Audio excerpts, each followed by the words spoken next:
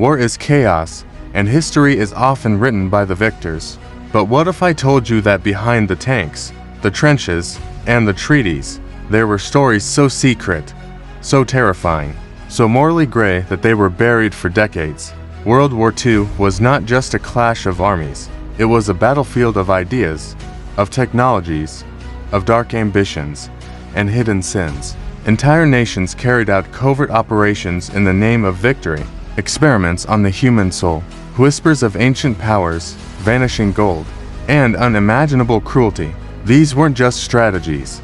They were secrets, locked away in classified files and lost bunkers. Today, we're going to bring them into the light. Welcome to the secrets they hide. During World War II, Adolf Hitler wasn't just waging war with tanks and rifles. He believed he was fulfilling a prophecy. Deeply influenced by mythology, the occult, and ancient Aryan ideologies, Hitler tasked his SS officers with uncovering mystical artifacts that, he believed, would give the Third Reich supernatural power. One of these missions was the formation of the UNRWA, an elite Nazi organization that combined archaeology, pseudoscience, and mysticism. They scoured the globe from the icy peaks of Tibet to the mysterious catacombs of Europe, searching for relics like the Holy Grail, the Spear of Destiny, and even evidence of a mythical Aryan race that predated history.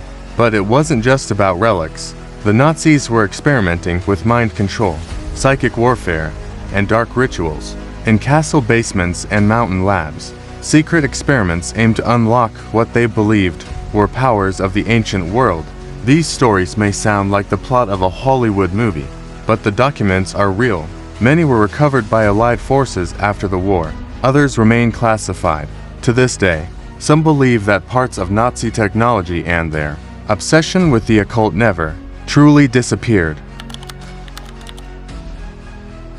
In the fog of war, illusion can be as powerful as firepower, and in 1944, the US military deployed a secret weapon that changed the course of battles not with bullets, but with art. The Ghost Army was a top-secret tactical deception unit made up not of soldiers, but of artists, actors, sound engineers, and designers.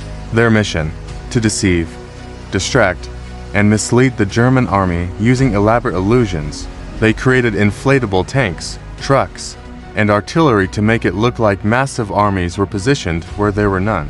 They broadcast fake radio transmissions to confuse Nazi interceptors. They even used soundscapes, huge loudspeakers, playing pre-recorded tracks of troops and machinery to simulate army movements at night. Dressed in fake uniforms, they mingled with locals and enemy scouts, spreading false intelligence. The Ghost Army saved thousands of lives through sheer creativity, yet their contributions remained a military secret until the 1990s.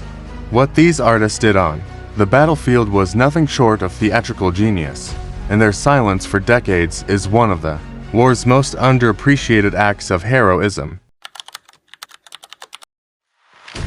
While Nazi atrocities have been widely documented, one of the most horrifying chapters of World War II took place in the East. Hidden, denied, and deliberately erased. Unit 731, operated by the Japanese Imperial Army, was a covert biological and chemical warfare research unit stationed in Manchuria, China.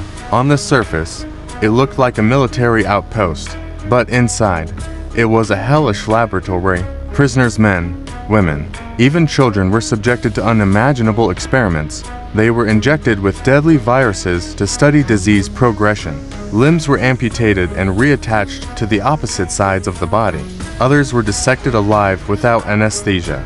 Some were exposed to extreme cold until frostbite set in. Then their limbs were smashed to study tissue damage. Unit 731's goal was to weaponize disease, to create bombs that could spread the plague, cholera, anthrax, and they succeeded. Thousands of civilians died in test villages. But here's the truly chilling part. After the war, the United States secretly granted immunity to the leaders of Unit 731 in exchange for their data. These war criminals lived out their lives freely. Justice was traded for science. After the war ended in 1945, The world faced a new dilemma: how to rebuild, and how to stay ahead of the next threat. The Cold War was brewing, and the United States made a controversial decision recruiting Nazi scientists to serve American interests. This operation was codenamed Paperclip.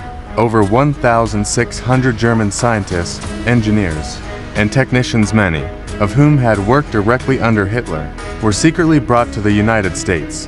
Among them was Werner von Braun, who had designed the V-2 rocket that killed thousands in Europe. In America, he became the father of NASA's space program and helped put a man on the moon. These men were not simply passive scientists. Some were high-ranking SS officers. Some had overseen forced labor and brutal experiments, but their knowledge was seen as too valuable to waste, so their war records were sanitized, their Nazi affiliations erased, and they were quietly absorbed into American science, medicine, and defense. The moral cost, hidden in classified files. As World War II neared its end, the Axis powers scrambled to hide their plunder. In the Philippines, under General Tomoyuki Yamashita, the Japanese Imperial Army looted treasure from across Asia: gold bars, diamonds, priceless artifacts, and buried them deep in underground tunnels, caves, and vaults. This came to be known as Yamashita's gold. After the war, U.S. intelligence agents reportedly discovered parts of this treasure, but instead of returning it to the countries it was stolen from, it was allegedly funneled into a secret fund known as the Black Eagle Trust. This fund, according to conspiracy researchers, was used to finance covert CIA operations across the globe, from rigging elections to funding proxy wars, though hard evidence is scarce and heavily classified. Several former intelligence officers have spoken about the existence of this slush fund. If it's true, then modern geopolitics has been shaped, not just by diplomacy but by stolen, wartime gold and underground banking networks. In the skies above Europe, Allied pilots began reporting something strange: glowing orbs, metallic discs, and fast-moving lights that seemed to defy physics. They called them Foo Fighters. At first, they thought it was secret Nazi tech. Then, they wondered if it was something else entirely. Documents and testimonies emerged after the war suggesting the Nazis were experimenting with advanced aircraft, vertical lift engines, and even disc-shaped prototypes. Some believe these were the early versions of what we now call UFOs. Add to that Operation High Jump Pan, a Allied mission to Antarctica that some claim was a secret battle against a hidden Nazi base, and the theories explode into mystery. Could the post-war UFO phenomenon have roots in World War II experiments? Could Nazi technology, passed into American hands through Paperclip, explain the sudden boom in sightings during the 1950s? It's a question many still ask and one governments still avoid answering. These were not just wartime strategies. They were choices made in the name of victory, power, and survival. But the moral cost of those choices still echoes today. From secret science to silent deals, from buried gold to buried guilt, the Second World War ended on paper, but the consequences of its hidden chapters are still unfolding. We are taught the clean version of history, the heroic version. But truth is never clean. It is layered, dark, and often uncomfortable. The secrets of World War II remind us that in every great conflict, the truth doesn't die with the fallen. It hides in locked rooms, redacted files, and whispers that refuse to fade.